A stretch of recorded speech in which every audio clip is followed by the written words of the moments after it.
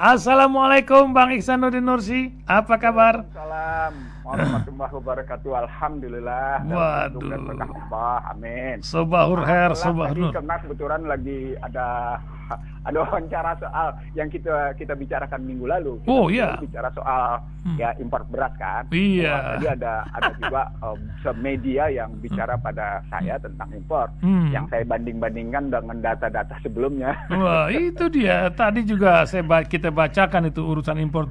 Buas ini, Budi Waseso ini lagi uring-uringan. Ini gimana beras yang ada saja nanti mau dikirim ke istana, apa itu beras 1 juta ton lebih.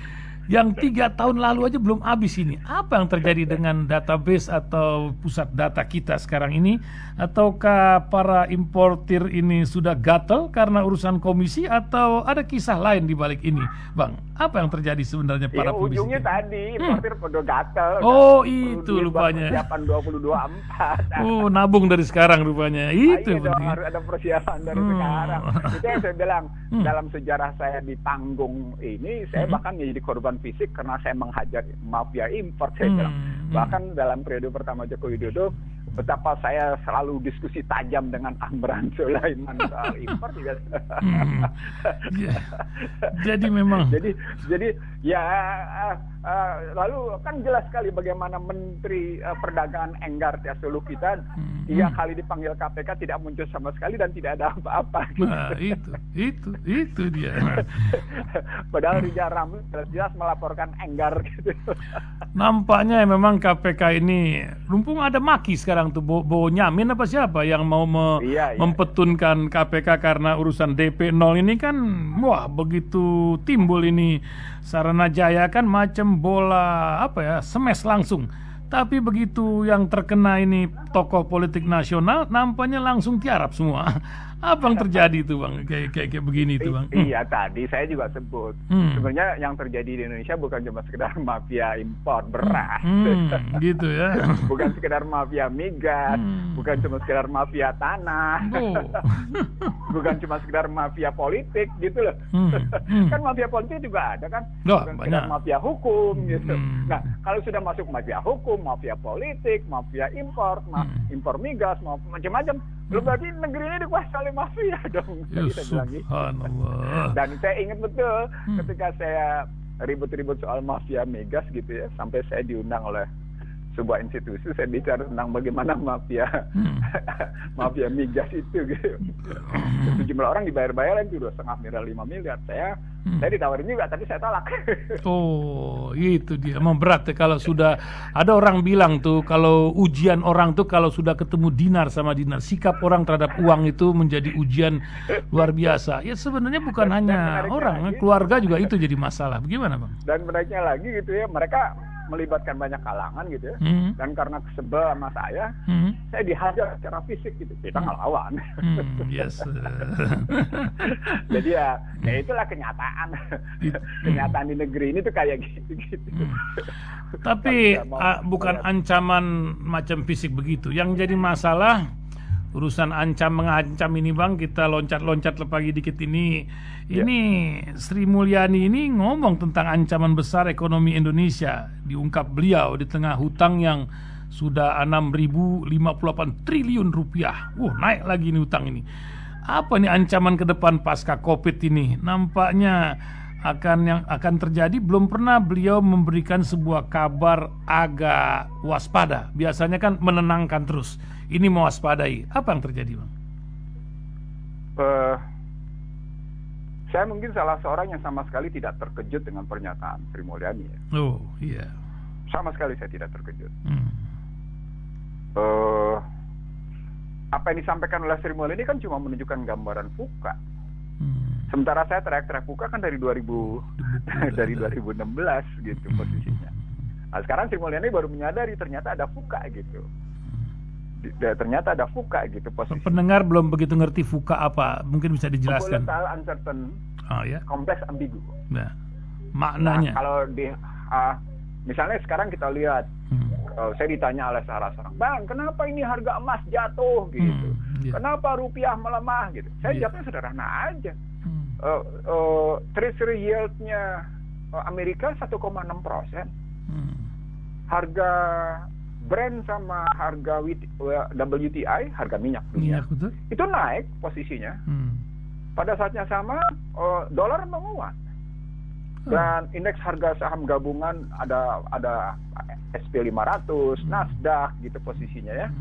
Itu membaik semua. Ya dolar menguat dengan posisi kayak gitu, ya orang ninggalin semua. Orang-orang yang punya duit yang menentukan arah mana perekonomian itu memukul habis. Dan pada saat yang sama terjadi commodity shock, pukulan komoditas. Kenapa? Karena harga minyak terus meroket.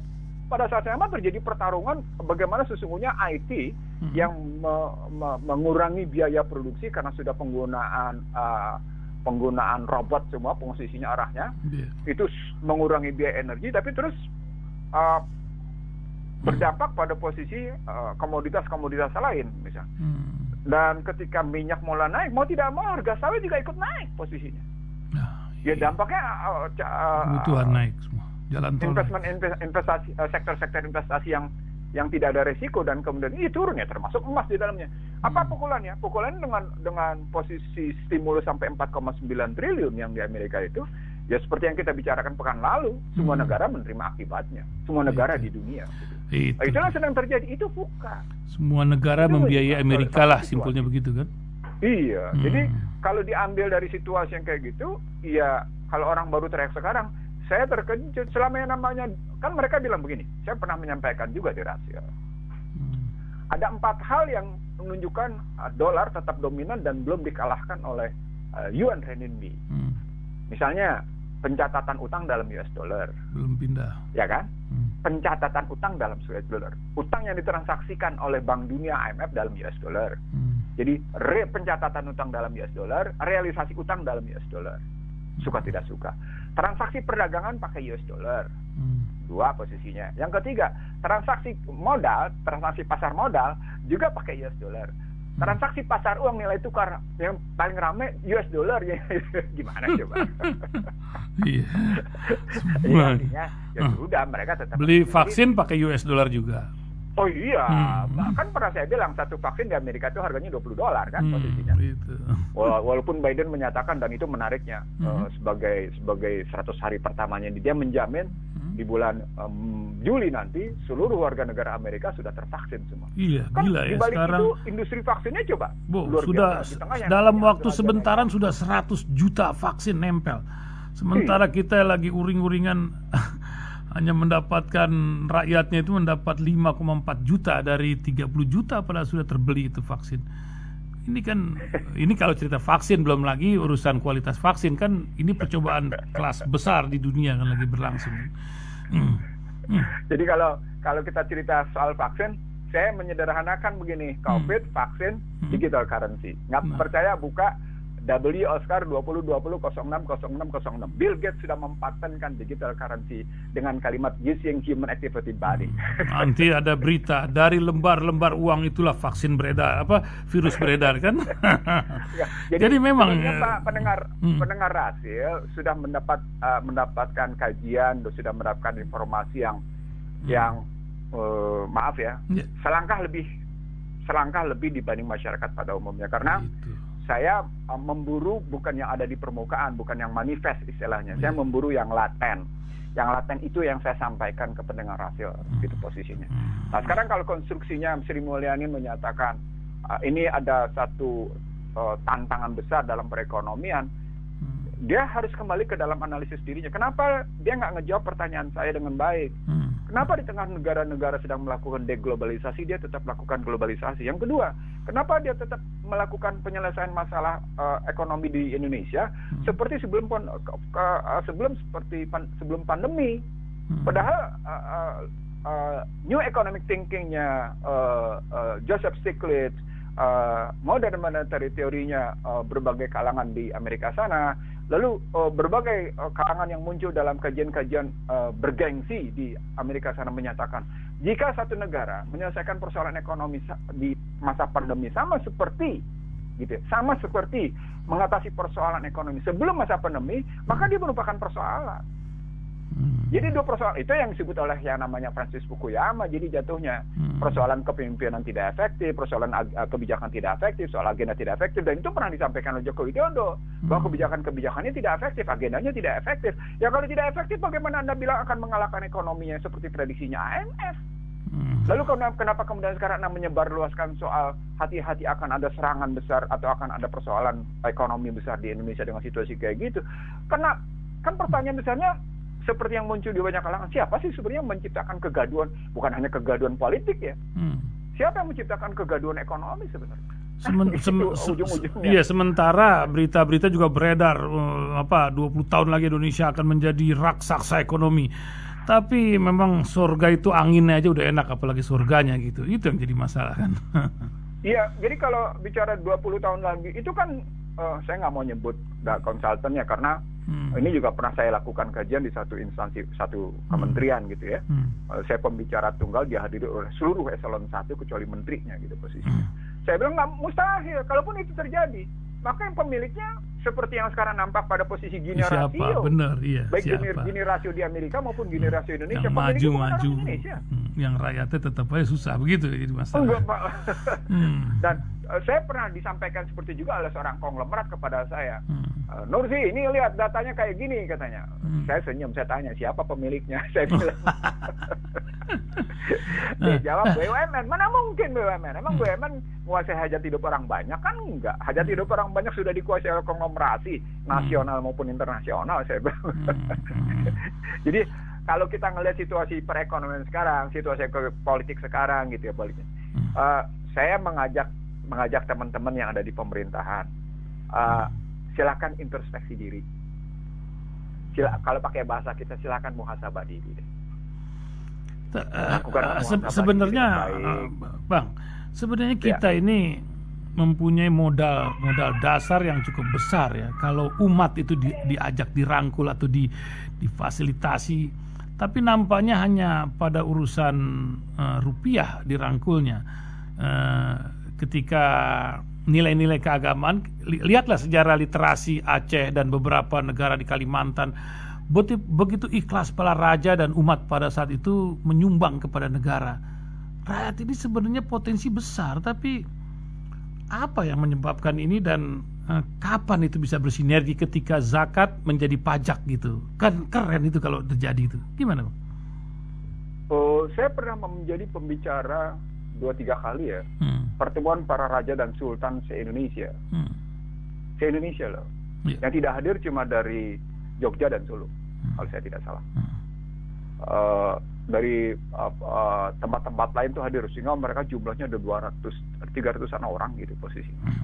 Saya jadi pembicara di situ dan mereka soalnya mengingatkan, ini pemerintah, mereka bilangnya Jakarta ini rupanya sama sekali lupa diri dari kontribusi yang pernah kita lakukan. Tadi disebut oleh Iksan Talib misalnya dari Aceh, atau dari Kalimantan, atau dari Sulawesi, atau bahkan dari Tidore gitu posisinya, dari Ternate posisinya gitu kan. Kalau dari Ternate bahkan kritis ngomongnya, jauh lebih dalam lagi posisinya. Nah, artinya ketika mereka baru ribut sekarang soal hak adat, tapi kan tidak berarti nanti berhubungan yang rencana hukum-hukum hak adat itu posisi. Tapi kan itu tidak berhubungan dengan posisi bagaimana kerajaan, nanti ada hubungannya dengan soal kepemilikan kerajaan. Dan saya ingat kasus di Kalimantan Timur, betapa keturunan Raja Kertanegara itu, Kutai Kartanegara itu, posisi di sana, itu ribut dengan Pertamina dan ribut dengan yang namanya perusahaan minyak asing gitu. Dan akhirnya dimenangkan oleh si keturunan itu karena memang tanahnya tanah kerajaan. Tapi tahu nggak dokumennya ada di mana? Itu. Dokumennya ada di Belanda, tidak ada di Indonesia. Itu karena pada saat penjajahan Jepang, mereka pada kabur semuanya dan mereka minta perlindungan Belanda. Nah itu gak menariknya Belanda.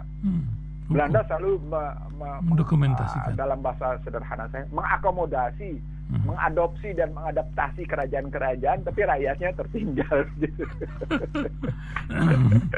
Itu. Ya, kebetulan lawyernya bercerita pada saya dengan detail gitu bagaimana data-data tentang kekayaan itu ada di Belanda gitu posisinya, dari posisi berhadapan dengan itu ceritanya. Nah sekarang kalau kita merangkul soal umat ceritanya, saya kira saya tadi sebelum diwawancara oleh sebuah media gitu ya, dan terus masuk sekarang ke Radio Silaturahim, saya sedang berpikir begini, saya sedang benci dengan satu kaum gitu. Jadi karena saya benci betul sama satu kaum gitu posisinya, si kaum ini saya hajar habis keyakinannya, saya pukul habis-habisan keagamaannya gitu. Tapi dia tetap bertahan aja. Maka saya kriminalisasi si kaum ini. Pokoknya kaum ini saya kriminalisasi habis-habisan. Beberapa tokohnya, beberapa pemukanya saya kriminalisasi. Masih bertahan juga. Saya ambil kekayaannya gitu. Masih bertahan juga. Kalau tetap bertahan begini, ini bukan lagi soal begini. Ini organisasi si kaum ini mesti dikerjain gitu. Pendengar paham kok. Jadi saya kemudian ketemu dengan beberapa tokoh nasional. Lalu mereka bilang, ini kalau dibandingin sama Jepang sama Belanda katanya, ini bisa jadi lebih dahsyat loh. Kebetulan diskusinya sama saya kalau baru sadar sih, saya kebetulan ini pejabatnya bukan pejabat sembarangan ya, menteri, cuman ngomongnya belo-bego sama gua kan. Jadi saya bilang kalau baru sadar sih, saya bilang. Luar biasa. Tapi itulah sandiwara dunia, Bang, yang memang harus kita jalani di tengah zaman Covid macam begini. Ini juga ada sandiwara yang cukup lucu juga ketika beberapa waktu lalu kan Pak Hendro kalau tidak salah yang bilang tuh, apa kita perlu 3 periode atau 7 tahun atau apa. Tapi Pak Jokowi bilang di headline di berbagai tempat hari ini, kami tidak ada niat untuk 2 periode. Itu Pak Presiden yang mengabarkan. Tapi kan ada orang bilang ada presidium di balik itu. Apa yang Bang Iksanuddin Nursi lihat di balik gonjang-ganjing ini? Saya mendapat, karena ini ada 5 fenomena ya. Fenomena pertama, fenomena sejarah. Di era Soeharto, periodisasi itu ribut dari kalangan kritis, kalangan akademisi berhadapan dengan kalangan politisi. Kalangan politisi yang saya ingat beberapa tokoh nasional, misalnya Sarwono Kusumaatmadja, itu menolak model regenerasi dengan model periodisasi. Sarwono Kusumaatmadja itu waktu itu. Saya di kalangan yang memang perlu mengatur soal periodisasi posisinya, karena kebetulan skripsi tata negara saya bicara soal pasal 6 tentang presiden dan wakil presiden dipilih untuk 5 tahun sekali dan sesudahnya dapat dipilih kembali. Secara semantik ini bisa dimasalahkan. Dipilih 5 tahun sekali dan sesudahnya pakainya dapat dipilih kembali. Ada 3 masalahnya. Sesudahnya dan dapat dipilih kembali. Lalu itu dijawab dalam periode Habibie dengan amandemen, tapi saya tidak ikutan dengan amandemen itu karena saya ribut antara mengubah dengan mengamandemen itu berbeda, saya bilang. Mereka nggak mau masuk di situ, mestinya kita bikin tambahan aja. Jadi tidak perlu mengubah itu, biarkan saja begitu. Jadi modelnya model Amerika gitu. Jadi jangan kita ubah pasal 6 itu lalu kemudian begitu itu. Nah di 2001 sampai dengan amandemen keempat itu kan rusak nggak karu-karuan. Jadi posisinya. Nah kalau kita ambil di situ, maka di era Joko Widodo muncul dari relawannya, jadi bukan muncul dari Bambang Susatyo tentang usulan 3 periode. Saya lupa nama relawannya Joko Widodo gitu, dan kemudian diadopsi, istilahnya dikutip oleh Bambang Susatyo bahwa ini 3 periode. Setelah itu surut, baru muncul lagi kemarin istilah, karena kemudian partai politik seluruhnya sudah terkooptasi dan kemudian mereka meninggalkan aspirasi masyarakat, begitu posisinya, maka mereka melihat opportunity ini bisa dibikin 3 periode. Pada saat yang sama mereka tidak pernah bisa membahas, itu tidak ingin membahas bagaimana kelemahan-kelemahan yang muncul selama amandemen. Itu riwayat berpikirnya posisinya. Kalau kita ambil 3 periode misalnya diambil begitu, saya hingga hari ini, karena ini studi saya di tahun 80-an gitu ya posisinya. Ini studi ekonomi, studi politik hukum posisinya dalam bahasa sederhananya, karena studi tata negara berarti studi hukum politik dan politik hukum.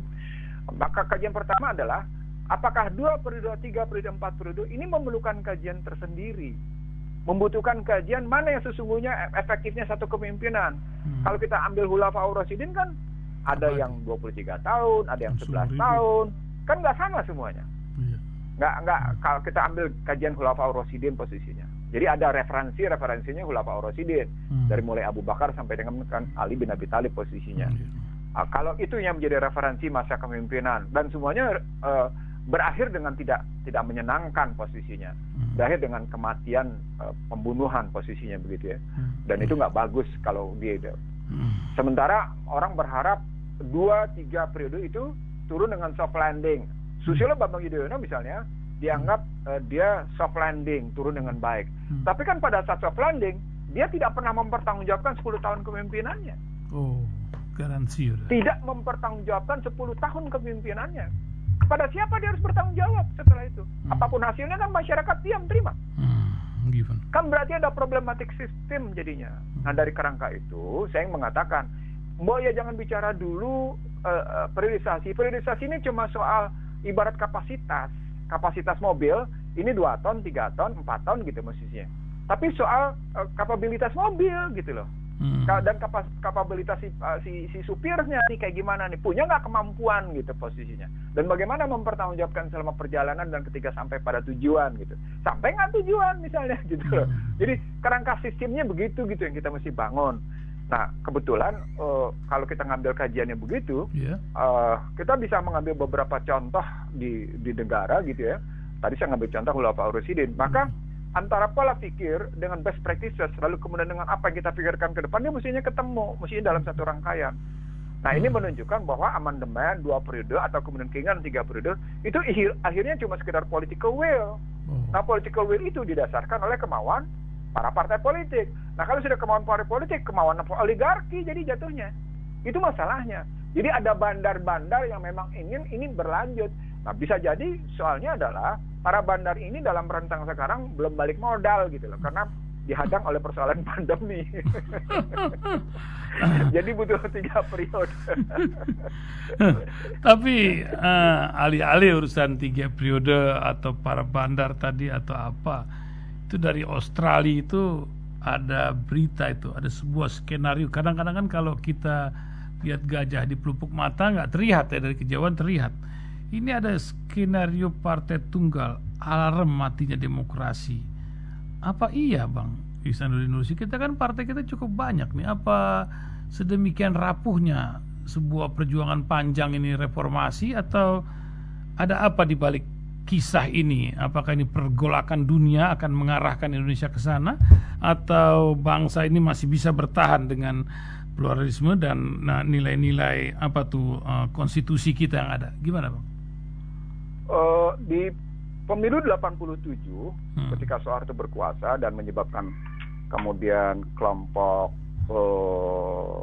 Sleepy marah pada media di tempat saya berkreasi secara intelektual gitu, dan mengkreasikan intelektual, saya menulis judul gini, 3 tapi 1, 3 in 1. Kan ada Golkar, ada P3, PDI ya.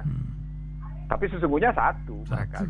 Satu diarahkan untuk menempatkan sesuatu. Itulah yang membuat dalam sidang-sidang umum MPR nyaris tidak ada suara. Maka pada sidang umum MPR 88 tuh terjadi keributan antara kelompok Sudarmono sama kelompoknya Benny Murdani.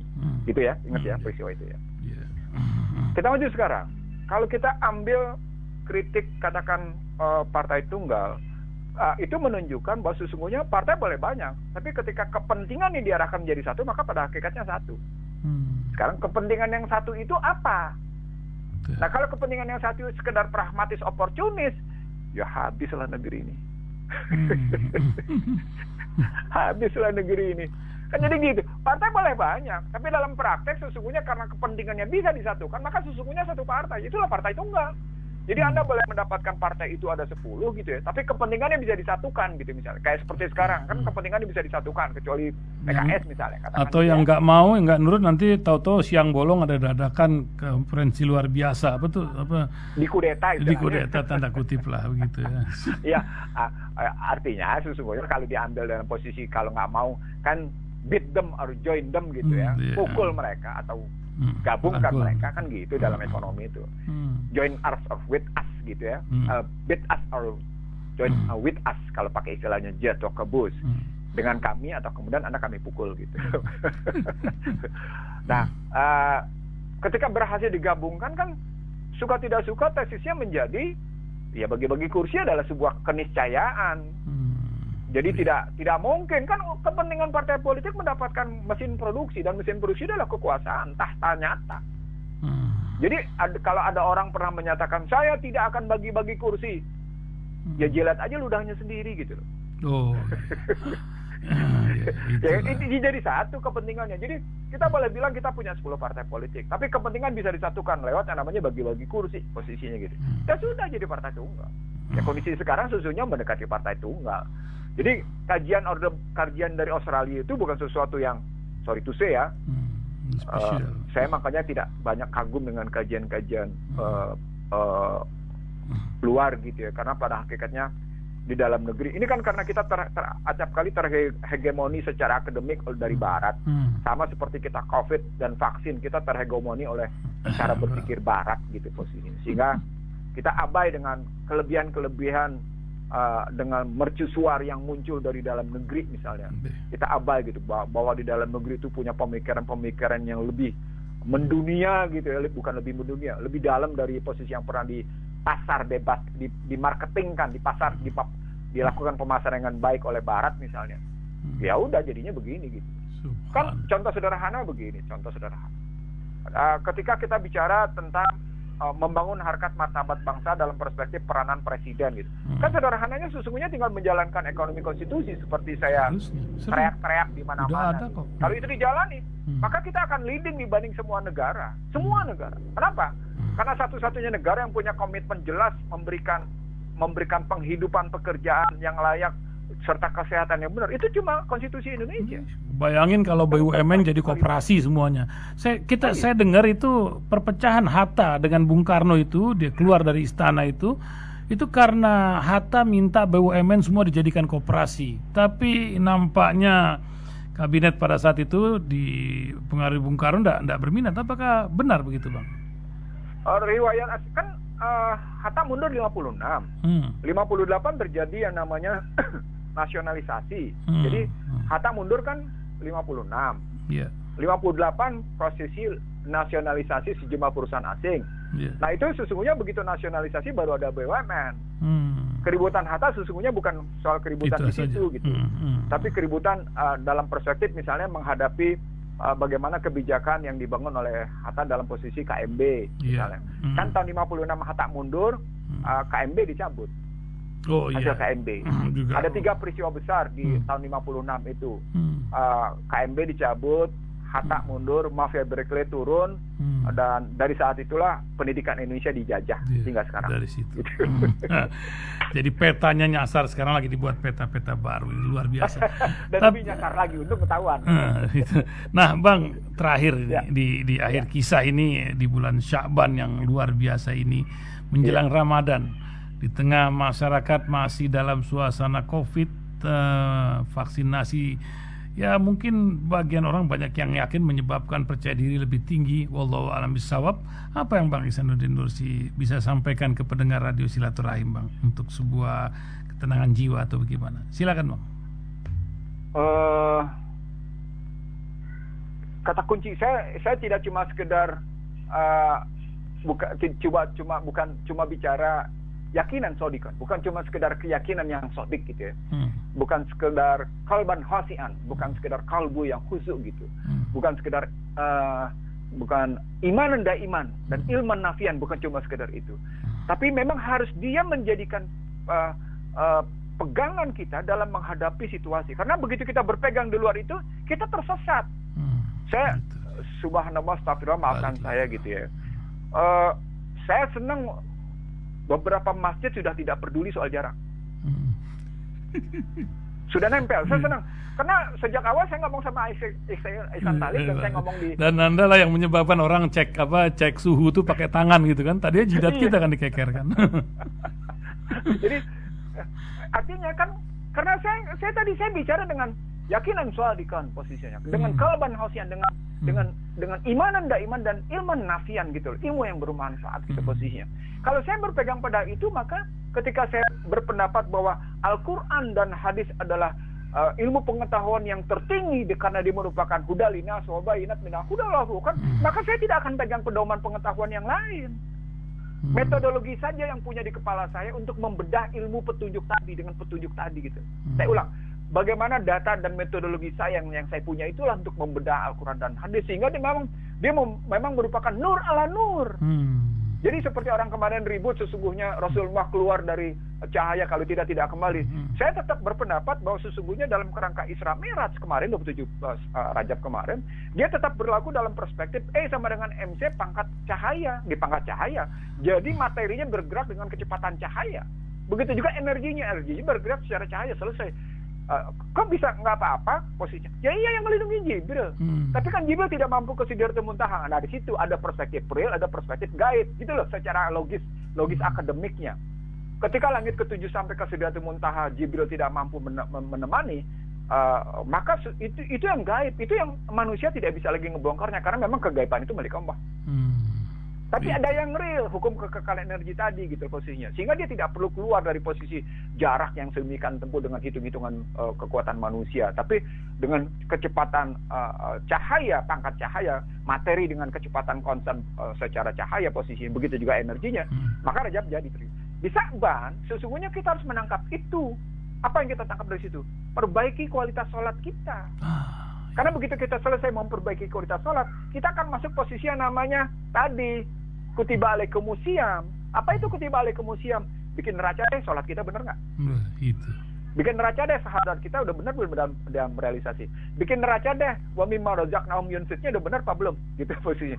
Sejak sekarang umroh haji udah nggak bisa, udah susah karena Arab Saudi memberlakukan hal-hal seperti itu. Tapi minimal pada perspektif bunyal Islam ala khamsinnya, mari kita mengevaluasi sampai seberapa jauh syahadat kita, sampai seberapa jauh salat kita, sampai seberapa jauh wa mimma razaqnahum yunfiq kita, yang kemudian juga rujukan konkretnya pada salat kita. Itu yang harus terjadi pada Sa'ban, sehingga ketika memasuki Ramadan, kalau doanya Allahumma barik, Allahumma Rabbana baikna fi Ramadan gitu ya, sampaikanlah kami pada Ramadan dengan sehat posisinya. Maka sampai pada Ramadan dengan sehat, di Rajab dan Sa'ban itu betul-betul dibangun persiapan. Kenapa? Karena kutiba alaikumusiyam. Karena yang namanya bukan sekedar pembakaran dosa, bukan cuma sekedar pembakaran tubuh yang tidak sehat, tapi juga yang namanya pembakaran pemikiran, pembakaran tindakan. Tindakan-tindakan yang jelek dibakar habis, yang korosi tindakan dibakar, pemikiran dibakar, kolbu yang nggak benar dibakar habis gitu. Dan pembakaran itu, emang api bisa langsung tiba-tiba gede? Enggak. Logika sederhananya memang api bisa langsung besar untuk ngebakar gitu. Kita mau ngebakar besi nih, misalnya yang untuk nurunin, membuang korosi gitu. Ada besi nih, korosinya udah tebal banget gitu posisinya. Terus apinya langsung bisa gede? Nggak bisa, harus ada persiapan.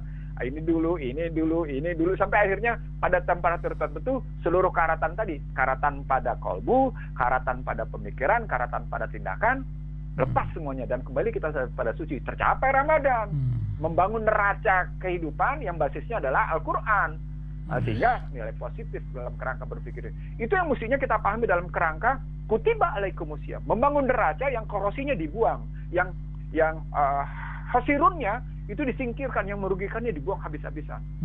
Nah, dengan begitu ketemu di 185-nya tadi, hudalina sawawinat minal huda wal furqan. Di mana ketemunya? Kita menjadi masyarakat yang beda. Di mana bedanya? Umat terbaik.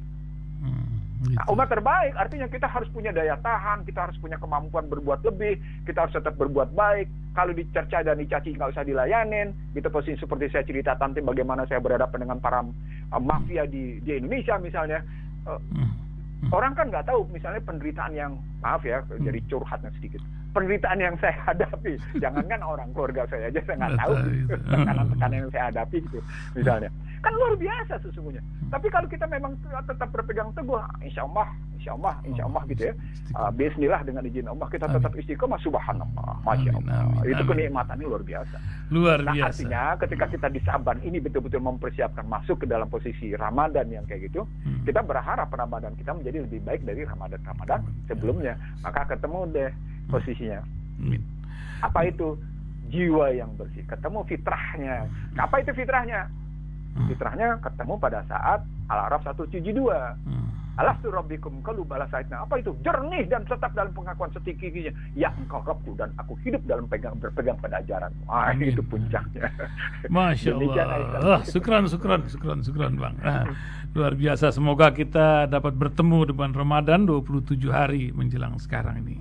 Amin, insya Allah. Terima kasih. Terakhir saya ada lagi Bang, silakan Bang. Tutup Bang. Ya, terakhir kita mohon maaf pada saya pribadi mohon maaf pada salah.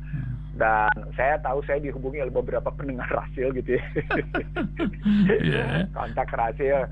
Alhamdulillah kalau memang mendengar dialog ini memberi manfaat gitu ya. Alhamdulillah. Dan mohon juga sampaikan masukan jika ada kekurangan. Sekali lagi kalau salah adalah tanggung jawab saya khususnya, sambil memohon maghfirah dari Allah Subhanahu wa taala. Assalamualaikum warahmatullahi wabarakatuh. Waalaikumsalam warahmatullahi wabarakatuh.